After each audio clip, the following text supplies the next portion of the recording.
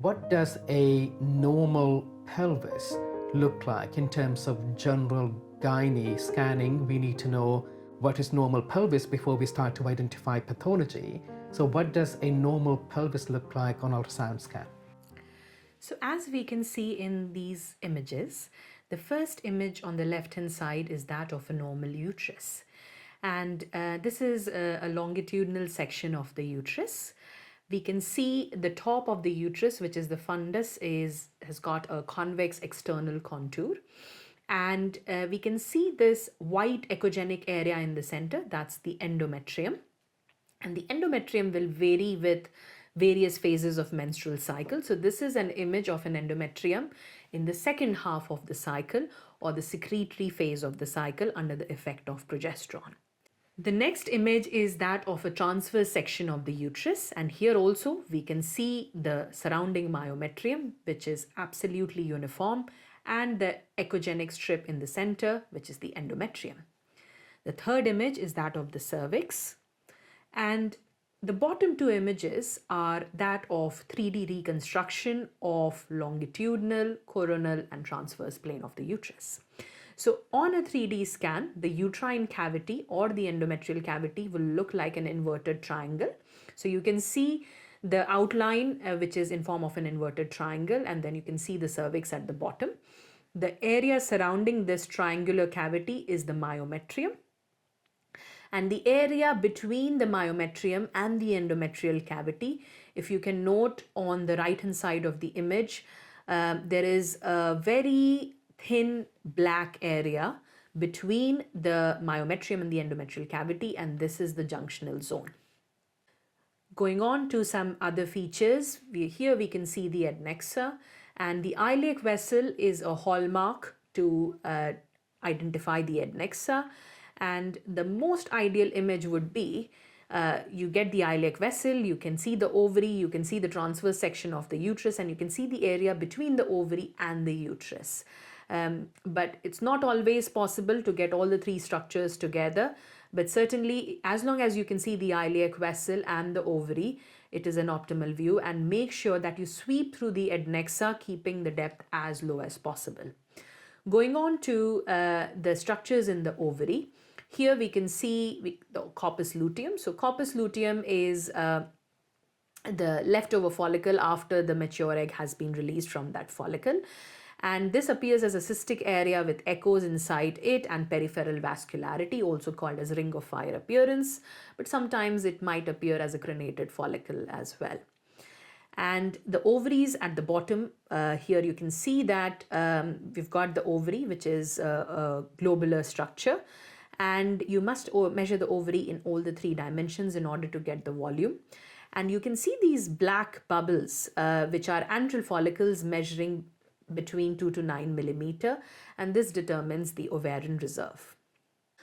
We have seen the transvaginal views of a normal pelvis. Now let's have a look at some of the transabdominal views. Now this is an image of the transabdominal section of the uterus and the ovaries. And very important, you can see that the bladder window, which is this black anechoic window, is helping me to create an excellent image of the uterus. So we must ensure before a transabdominal scan that the patient has got a full bladder.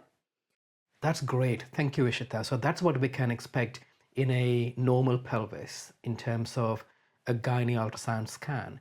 Let's move on to gynae pathologies that one might expect to see and perhaps look at ovarian pathology, adnexal pathology, myometrial pathology, and then pathologies in the uterine cavity. So starting with ovarian pathologies, what is it that we could pick up on the ultrasound scan? So we'll start with some of the cysts which are commonly seen in the ovary. So the first being the simple cyst, which is the most common type of cyst you will see. And here in the image, you can see a unilocular cyst, and it's got no echoes inside it. So it's completely black. That means it's anechoic. And there is no vascularity inside the cyst, so it is avascular. So a simple cyst is a unilocular, anechoic, avascular cyst. The next cyst is the hemorrhagic cyst, and here we can see we have got a unilocular cyst with internal thread-like echoes, also called as a cobweb appearance. Endometrioma is also not very uncommon, and it is the endometriosis in the ovary. And here you can see a unilocular cyst with low level of homogeneously dispersed internal echoes, also called as ground glass echogenicity. And this is how an old blood will look like. Transvaginal scan is a very good screening tool for endometrioma and in expert hands for deep infiltrating endometriosis. Polycystic ovary morphology is also fairly commonly seen. And here we can see that the ovary consists of large number of follicles. And as per the ESHRE 2023 guidelines, the definition of polycystic ovary morphology is more than 20 follicles per ovary. You can also see that the follicles seem to have been pushed to the periphery, and this is called a string of pearls appearance. And the stroma in the center is quite bright or looks a little bit white in comparison to the rest of the ovary. Sometimes there can be relative enlargement of the stroma as well. Thank you, Ishita. So they cover benign ovarian cysts. What about cancerous ovarian cysts?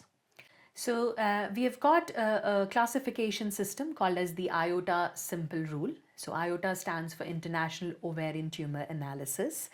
And that gives us ultrasound features which help us to differentiate a benign ovarian cyst from a malignant cyst. So we have just seen the features of the benign cyst, but some features of malignant cyst which one needs to keep to mind are if you see any solid tissue, if you see multilocular cyst which is more than 10 centimeters in diameter, if there's presence of ascites, if there are more than 4 papillary projections in the cyst, and if you see a lot of vascularity, so any Doppler color score of more than 1 in the cyst is indicative of a sinister cyst. Thank you. So that's ovarian cysts. Ovaries aren't the only structures in the adnexia. There is also the fallopian tube. So how does a hydrosalpinx look on ultrasound scan? So here we can see that hydrosalpinx looks like an elongated cystic structure. It's also called as a sausage-shaped structure. And you can see that there is a partial septum running through it. Now, sometimes a hydrosalpinx might appear as a circular cystic structure in one plane. The trick here is to rotate your probe by 90 degrees. And if that circular cystic structure is elongated, like we can see in the second image, then this is more indicative of hydrosalpinx. Sometimes you can also see the endosalpingeal folds appearing as beads in the periphery in a transverse plane, also called as cogwheel appearance. That's great. Let's move on to myometrial problems. What are the problems in the uterine muscle that can appear on ultrasound scan? So the most common myometrial pathology is fibroid. Fibroid are very common. Fibroid is a benign lesion of the myometrium. It's got a whorled appearance on the ultrasound scan. It's well defined. It's got a well defined margin, what is called as the capsule. Now the fibroid will arise from the myometrium, but it may extend either outside the uterus or may extend into the endometrial cavity. So if we look at the extreme left image on the top, we can see a fibroid arising from the myometrium extending outside the uterus, and this is called as a subserosal fibroid. And the second image is of intramural fibroid, that means fibroid confined to the myometrium. The third image is of a submucosal fibroid. And here we can see that the fibroid is extending all the way into the endometrial cavity on a 3-dimensional scan. And the last 2 set of images are that of a subserosal fibroid. So sometimes the fibroid can be in the broad ligament. So here you can see that the fibroid is completely outside the uterus. It's a subserosal fibroid. And if you see the reconstruction of the 3-dimensional image, you can beautifully see how the fibroid is just where the broad ligament would be. You can even see the lateral margin of the uterus and the ovary at the top. So 3D reconstruction is very, very useful in identifying the location of the fibroid. And we use FIGO classification because there is further subclassification of submucosal, intramural and subserosal fibroid, and that's a widely used classification. Coming to the next pathology, it is adenomyosis. In our previous talk on adenomyosis, we have discussed that in greater depth. So we use MUSA criteria, which is morphological uterus sonographic assessment. And it is a combination of direct and indirect signs. So let's see the four most common indirect signs. So the first image shows a globular enlargement of the uterus. So particularly it will be enlarged at the fundus. You can also see these anechoic and echoic shadows. It's called as heterogeneous myometrium with fan-shaped shadowing. The next image, you can see that the anterior myometrium is more thick as compared to the posterior myometrium, and this is called as myometrial asymmetry. And then on the extreme right, you can see that there is complete interruption of the junctional zone. So that very thin black line, which we have just seen in the normal pelvis 3D images, has completely disappeared. It has been interrupted by the endometrial cell rest going into the myometrium. Now let's have a look at some of the direct signs. So the first feature is myometrial cyst. So here we can see a tiny anechoic area with echogenic ring around it. The next is hyperechoic island. So that is an echogenic area in the myometrium with same echogenicity as the endometrium. And the last feature is presence of subendometrial lines and buds in the junctional zone. So you can see these lines and buds arising from the endometrial cavity moving into the myometrium. And here is a beautiful picture of echogenic bud in the junctional zone. We can also see translesional vascularity. This is more to differentiate an adenomyoma from a fibroid. In fibroid, the vessels will be around the capsule in the periphery. In adenomyosis, the vessels will be going through the lesion. If you see adenomyosis with coexisting deep infiltrating endometriosis, you will see question mark sign. And here you can see there is posterior flexion of the uterus because it is pulled by the deep infiltrating nodule. And the fundus of the uterus would be facing posteriorly and the cervix will be directed anteriorly. Last but not the least is the myometrial pathology, which we see very commonly in women who have had previous cesarean section. And that is Cesarean scar niche or isthmocele. So Cesarean scar niche is a myometrial defect at the site of cesarean section. And almost 54 to 84% women with previous cesarean section will have cesarean scar niche. Not all niches are problematic, not all niches need treatment, but it is important to identify a niche properly. Let's have a look as to how we can identify the niche. So here you can see in the first image, we can see a cystic anechoic indentation of the myometrium. It should be more than 2 millimeter in depth at the site of cesarean section scar. And how will you identify the site of cesarean section scar? So again, you should use the landmark of vesicovaginal fold, which is the fold between the bladder and the vagina and cervix. It is very important to measure the thinnest portion of myometrium, also called as the residual myometrial thickness. And this measurement should be taken from the serosa to the apex of the anechoic cystic area.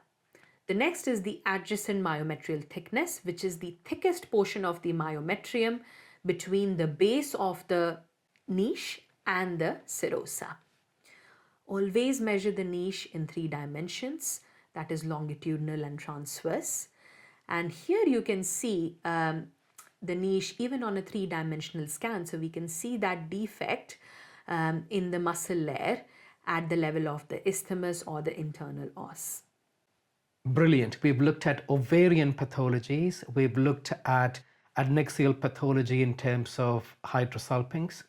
Then we've looked at myometrial pathologies that could be seen on ultrasound scan.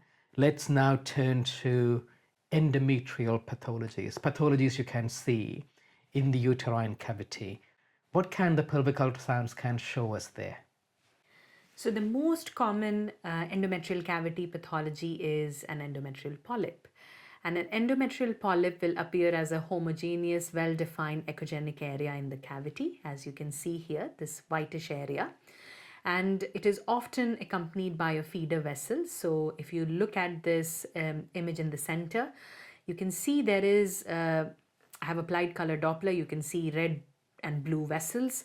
But if you see, there is a tiny vessel which is feeding directly into this echogenic area, and that is called as a feeder vessel. And again, you should measure the polyp in 3 dimensions, so in transverse section and in the longitudinal section.